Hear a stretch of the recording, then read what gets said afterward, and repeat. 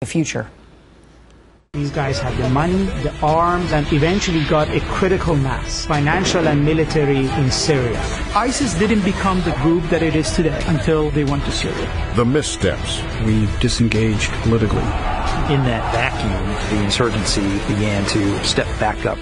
The intelligence analysis continued to point to what could happen. The view was, this is Iraq's problem, let them deal with it. And the ancient tribal hatreds that fueled. These are not Muslims, and frankly, they're barely human beings.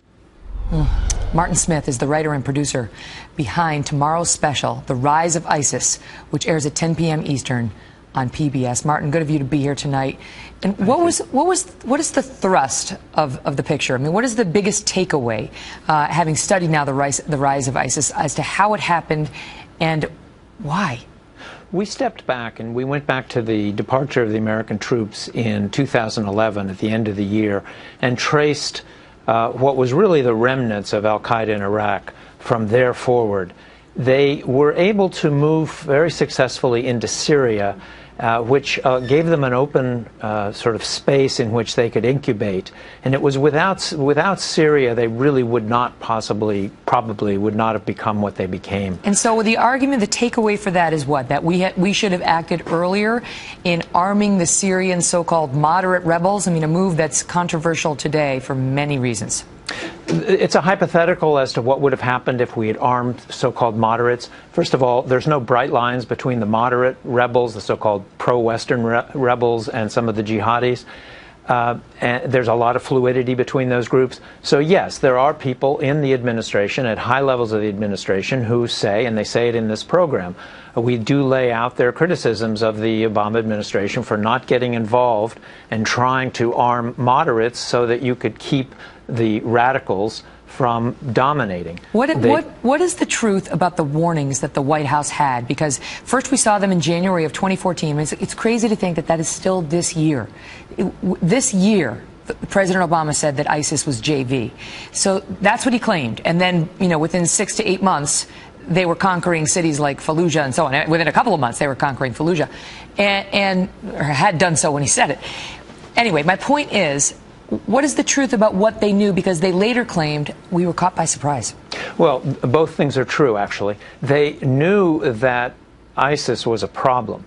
They were getting intelligence on that, and they're not denying that they heard a lot of warnings about ISIS being a problem. What they didn't understand as well, and this had a lot to do with the fact that we had no U.S. military advisors in any capacity on the ground, we didn't know how hollowed out the Iraqi security forces were. That's where they miscalculated.